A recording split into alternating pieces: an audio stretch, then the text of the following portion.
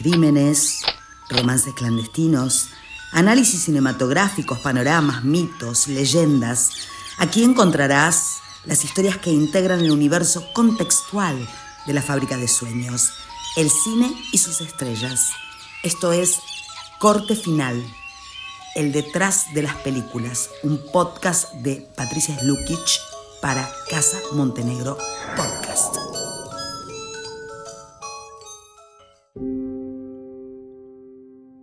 Era rubia, como los prados de Gales en Inglaterra, donde nació en 1908. Tenía la melena suave, como sus ojos de agua marina, sensible, delicada, blanquísima. Lillian Millicent and Weissel. Irradiaba inocencia y encanto. Cuando era niña, allá en Gales, vivió la primera zozobra de muchas. Su madre murió poco tiempo después de que ella aprendiese a nombrarla. Huyendo de la tragedia, su papá compró 2 tickets en un barco que los dejó en el muelle de la incipiente y bulliciosa Nueva York. Y esta ciudad, llena de promesas, se abrió generosa para cobijarlos. Cuando Lillian tenía sus 10, su papá volvió a casarse. 3 años después, la chica tenía 2 nuevos hermanos.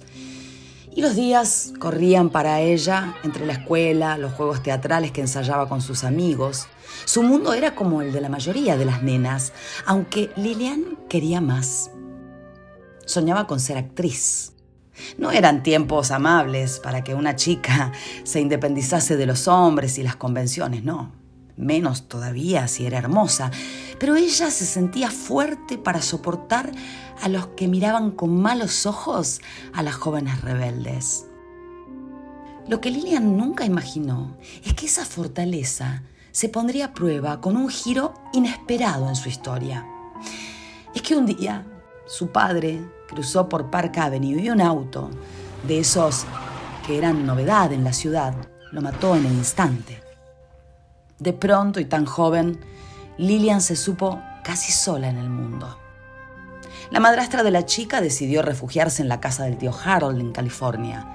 Lillian se plantó firme. Se quedaba en Nueva York, quería ser actriz. Así se lanzó sola por las calles a buscar con qué cubrir la renta. Se cambió el nombre a Peg y comenzó muy pronto a encontrar pequeños papeles en obras menores. Tenía apenas 16 años y se sentía indestructible. Su debut llegó a los 17 con Hamlet junto a Walter Hampton y de allí en más fue en ascenso. Peg se develaba como una intérprete de carácter. Y así como Nueva York la recibió con gusto, Broadway la abrazó amorosamente. Se ganó el respeto de los directores más importantes del momento y su primer protagónico en Tommy la llevó a la gloria. Los críticos se deshicieron en elogios, la consagraron como la actriz más joven y prometedora de Broadway y las ofertas llovieron de a montones. La propia Bette Davis, que por aquellos años era una de las tantas que luchaban por ingresar al teatro, se confesó admiradora de Anne Weissel. A sus 19 años y cuando ya era conocida en el ambiente, Peg se enamoró de Robert Kidd. Con él había compartido el escenario. Tenía 10 años más que ella, era un galán codiciado, tenía un pasado inconfeso y un futuro que lo llevaría mucho después, en los 50, a Hollywood. Pero ahora, en 1927, era el novio guapo y divertido que Peg había soñado en silencio. Se casaron en una ceremonia pequeña a la que asistió toda la élite de Broadway porque ellos eran jóvenes, hermosos, promesas de un éxito que todos deseaban. Y partieron juntos en una larguísima gira teatral por todo el país. Para 1929, cuando el mundo se derrumbaba en la Gran Depresión estadounidense, su matrimonio también comenzó a romperse. Fue una tarde en que Peg decidió hacerle una visita a su suegra. Tomaron el té, charlaron, y cuando estaba yéndose le llamó la atención un pequeño portarretrato en la chimenea con la imagen de un nene. Pensó que era Robert y se lo preguntó a su suegra. La mujer, incómoda por la consulta, le dijo que era el hijo de Robert con una exmujer.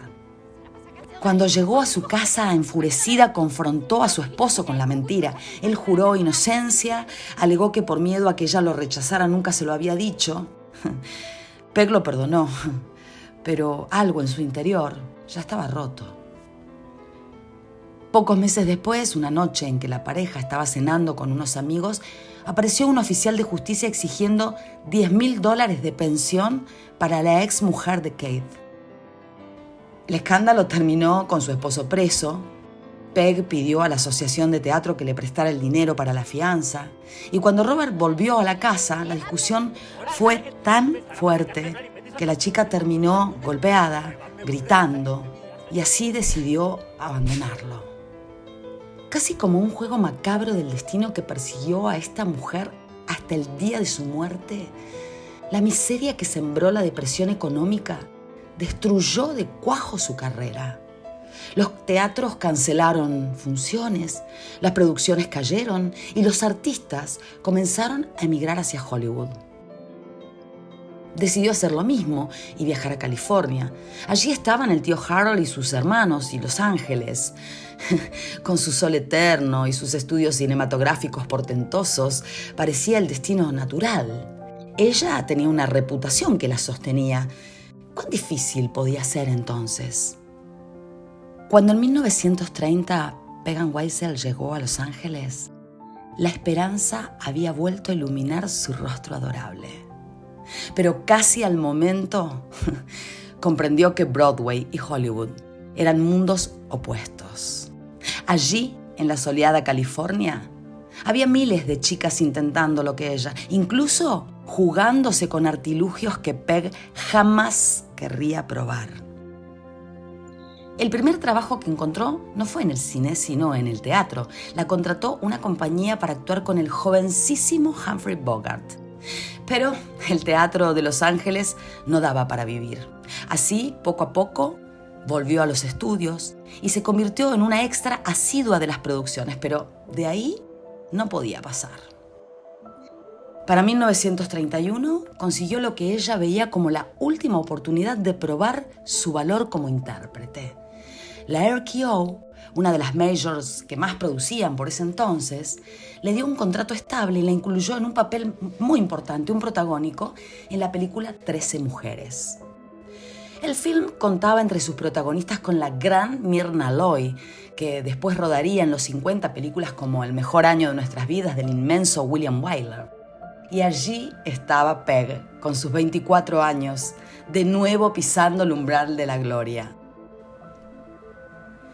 La película era un drama de suspenso en el que una chica mestiza urdía un plan para vengarse de las 13 mujeres que la habían rechazado, obligándolas a suicidarse una por una. Apenas concluido el rodaje, se organizó un preestreno para la prensa y todo terminó en desastre. La película tenía tantos problemas de guión que los diarios la destrozaron. RKO decidió cortar la cinta y volver a montarla, y en ese proceso, las apariciones de Peg en la pantalla quedaron reducidas a casi nada. De modo que lo que sería su primer protagónico en el cine terminó convirtiéndose en la estocada final.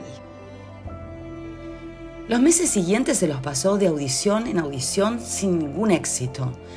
Arruinada y deprimida, pensó en reunir el dinero para volver a Nueva York. Y para conseguir ese pasaje hizo lo que nunca hubiese querido. Posó desnuda para un calendario ilegal. Pero ningún esfuerzo fue suficiente. No tuvo más remedio que pedirle a Harold un lugar donde dormir. La casa del tío estaba al pie de la colina donde está el cartel de Hollywood, en el cañón de Beechwood. En el atardecer de 16 de septiembre de 1932, el día en que 13 mujeres se estrenó en los cines en su versión recortada, Peg le dijo a su tío que iba a dar un paseo por la colina. Caminó hasta los pies del cartel. Dobló su abrigo cuidadosamente, puso sobre él su cartera y ascendió por la escalera que había detrás de la letra H.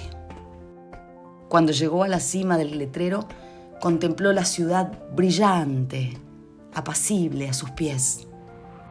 Respiró profundamente el aire cálido de la noche, cerró los ojos y saltó. Al día siguiente, un excursionista encontró sus cosas y las llevó a la comisaría. La nota que había en el bolso decía: «He sido una cobarde». 2 días después, la policía encontró el cuerpo de Peg como un ángel caído a los pies de Hollywood. Ese mismo día en que la hallaron muerta a los pies del símbolo que representaba sus sueños, llegó a la casa de Harold una carta de la Beverly Hills Playhouse, ofreciéndole el protagónico en una obra. Iba a interpretar, cruel ironía, a una joven atormentada que terminaba suicidándose.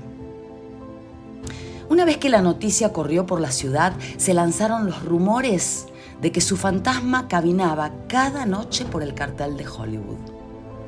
La dama blanca de Hollywood, la protectora de los actores desocupados, la llaman. Los guardaparques que cuidan la zona cuentan que suele vérsela de noche cuando hay niebla. Lo que más se percibe, dicen, es su aroma, un perfume de gardenias como el que ella solía usar. Al fin y al cabo, Peg Ann Weisel era actriz y supo que ese salto, el más dramático de su carrera, sería finalmente el que la llevaría a la fama eterna.